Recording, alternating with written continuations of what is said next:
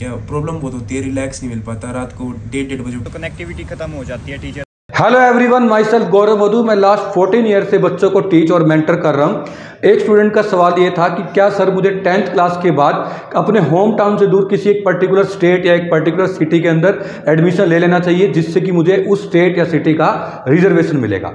Reservation मिलेगा वो एक पर्टिकुलर कॉलेजेस के लिए होता है, ना कि टॉप लेवल एग्जाम्स के लिए। पहली बात तो ये, इसके जो और ड्रॉबैक्स हैं वो मैं आपको बता देता हूँ। सबसे पहला ड्रॉबैक तो ये होता है, हम होम टाउन और जहाँ हमने एडमिशन लिया उनमें डिस्टेंस इतना ज़्यादा है कि हम रेगुलर स्कूल को अटेंड ही नहीं कर पाते या दोनों के बीच में तालमेल नहीं बन पाता। सेकेंड इज, अगर हम 2 ईयर्स तक होम टाउन से दूर किसी स्कूल में एडमिशन लेते हैं, वहाँ पे हमारा जाना कम हो पाता है, तो उससे क्या होता है कि पूरे 2 सालों तक हमारे मन में टेंशन लगी रहती है कि कभी CBSE की इंस्पेक्शन ना आ जाए, क्या हमारा नाम चल भी रहा है नहीं चल रहा। थर्ड इज, हमें प्रैक्टिकल नॉलेज नहीं मिल पाती। बहुत सारे मिडिल मैन जो हैं, जो बाहर आपका एडमिशन कराते हैं, जिनकी बातों में बहुत अच्छे अच्छे लोग भी ट्रैप हो जाते हैं। वो ये कहते हैं कि प्रैक्टिकल्स वगैरह की जरूरत नहीं है, प्रैक्टिकल में आपके मार्क्स लगवा देंगे, आपको +1 के एग्जाम देने की नीड नहीं है। तो मैं ये सब बताना चाहूँगा, आप एक टास्क मेरे साथ कीजिए। अगर मैं कहूँ कि आप एक बारी एप्पल के बारे में आपको सोचना है, तो आपके माइंड में जो एप्पल की इमेज बनी होगी, या तो वो ग्रीन कलर का एप्पल होगा या वो रेड कलर का एप्पल होगा, या हो सकता है किसी किसी के माइंड में एप्पल के फ़ोन की भी इमेज बनी हो। लेकिन बहुत कम लोग ऐसे होंगे जिनके मन में एप्पल लिखा हुआ आएगा। मेरा कहने का मतलब ये है कि इस टास्क से हम ये समझे कि अगर हम थियोरेटिकली किसी चीज़ को याद करते हैं तो हम इतना नहीं सीख पाते। अगर उसकी इमेज बनती है माइंड के अंदर तो हम उसको ज़्यादा अच्छे से समझ सकते हैं। और सेकंड इज, जब हमें फॉरेन में किसी अच्छी यूनिवर्सिटी में जाकर एडमिशन लेना होता है तो उसके अंदर हमारी पूरी स्कूलिंग पूछते हैं कि आपने स्कूल कहाँ से किया था। अगर आप किसी एक अननोन स्कूल के अंदर एडमिशन ले लोगे, आपको पता ही नहीं कि वहाँ के टीचर कौन है, वहाँ के प्रिंसिपल कौन है, तो आप इंटरव्यू के अंदर उनका आंसर भी नहीं दे पाओगे। और साथ ही साथ जो स्कूल वाले होते हैं वो +1 की DMC भी आपको बना के नहीं देते। प्रैक्टिकल के अंदर जो बारी बारी एग्जामिनर आते हैं तो आपको काफ़ी बार तंग किया जाता है, जिसकी वजह से आपको सारे काम छोड़ के यहाँ से पहले अपने होम टाउन से जाना होता है दूसरी सिटी में। जैसे कि मैं एक स्टूडेंट के बारे में आपको बताता हूँ, इसने एग्जाम देने में इसको क्या क्या प्रॉब्लम्स हुई। मतलब उधर तो हमें मतलब एक बार तो मतलब क्लास से बाहर ही निकाल दिया था, ये बोल के मतलब हमने बता दिया था। और अगर कोई CBSE जिस टाइम प्रैक्टिकल है, तो कोई CBSE का मान लो कोई एग्जामिनर है, वो हमसे फ्रेंडली होकर पूछ रहा है, क्योंकि हमें पता नहीं होता स्कूल के बारे में कहाँ पे है, तो कोई फ्रेंडली होकर पूछ लेता है आप कहाँ से आए हो, आपके स्कूल के प्रिंसिपल का नाम क्या है। तो वहाँ पे फंस जाते हैं बच्चे। कहीं आपको फिजिक्स किसने पढ़ाई है, टीचर का नाम क्या है, वहाँ पे बच्चे फंस जाते हैं। वहाँ पे मतलब कभी जैसे कई बार एक टीचर ने मुझसे पूछा था मतलब पर्सनली कि मतलब आप कहाँ से आए हो, तो मैंने बोल दिया, तो ऐसे बोले बाहर निकल जाओ।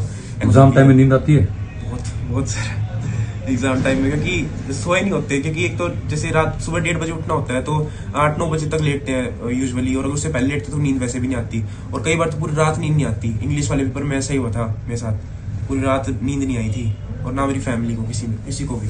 फैमिली साथ गई थी आपकी या यहाँ थी? नहीं सर, फैमिली थी, मैं अकेला ही गया था। फैमिली यहाँ अलग चिंता कर रही है तुम? क्या प्रॉब्लम बहुत होती है, रिलैक्स नहीं मिल पाता, रात को 1:30 बजे उठना पड़ता है, 2 बजे उठना पड़ता है। 1:30 बजे उठना पड़ता है सर, वो क्योंकि बस चाहिए ना, बस में जाना होता है, तो सारे बच्चे इकट्ठे जाते हैं, तो प्रॉब्लम होती है काफी सारी। रिलैक्स नहीं मिल पाता? रिलैक्स बिल्कुल नहीं मिल पाता पूरे। और जिस टाइम जब दिल्ली में कूच हुआ था, तब तो इतना ट्रैफिक हो जाता है, मतलब नॉर्मली भी मतलब ऐसे दुआ करते हैं कि ट्रैफिक में ना ही फंसे। और जिस टाइम वो आंदोलन हुआ था उसमें तो बहुत बुरा हाल हो गया था, और सेंटर पे टाइम पे पहुंचना पड़ता है। रास्ते में पढ़ाई नहीं होती इसमें? रास्ते में सर मतलब माहौल तो ऐसा हो जाता है कि बिल्कुल उसके सारे बच्चे तैयारी करते हैं, माहौल तो ऐसा हो जाता है, लेकिन मतलब लाइट वगैरह नहीं मिल पाती कई बार। जैसे बस में सुबह के टाइम अंधेरा होता है, तो सारे बच्चे सफर करते हैं? सभी बहुत ज्यादा। आधा तो एफिशिएंसी वहीं कम हो जाती है बहुत सर, क्योंकि नींद नहीं मिल पाती प्रॉपर, और सारी स्लीप वेकअप साइकिल खराब हो जाती है। एक दिन पहले क्यों जाते थे?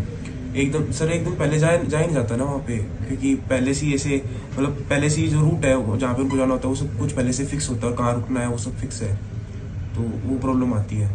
सर एक तो कनेक्टिविटी खत्म हो जाती है टीचर से स्कूल ना जाने पर, और बिना फ्रेंड्स के लोनलीनेस फील होता है, टीचर से डाउट लेने में दिक्कत आती है। तो ये प्रॉब्लम आपने सुन ली। मैं अपनी राय देना चाहूँगा कि हमें क्या करना चाहिए।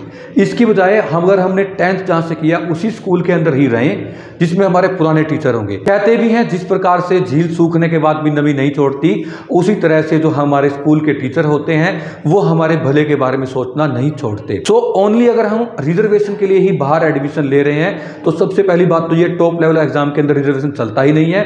और सेकंड बात ये कि पर्टिकुलर कॉलेज की बजाय अगर हम अपने घर पे रह के तैयारी करें, ओनली 2-3 क्वेश्चन भी उसके एंट्रेंस के हम ज़्यादा अच्छे से कर पाए तो आप देख रहे हो उससे आपका रैंक बूस्ट हो जाएगा और मेरिट बेस पे आपको बिना रिजर्व भी उसी ही कॉलेज के अंदर एडमिशन मिल सकता है। और साथ ही साथ आप क्लास के अंदर रह के, अपने स्कूल के अंदर रह के आप ग्रुप स्टडी का भी बेनिफिट उठा सकते हो। हर क्लासरूम बड़ा अजीब होता है, हर शख्स दिल के करीब होता है। क्लास का मॉनिटर होता है सबका ही यार, वो शोर तब बंद करवाता है जब वो देखता है टीचर को बाहर। रिसेस से पहले ही सबका डिब्बा खाली होता है, एक बच्चे का टिफिन सबकी थाली होता है। आई होप आपको मेरी बात अच्छी लगी होगी। Thank you so much. सत्यमेव जयते।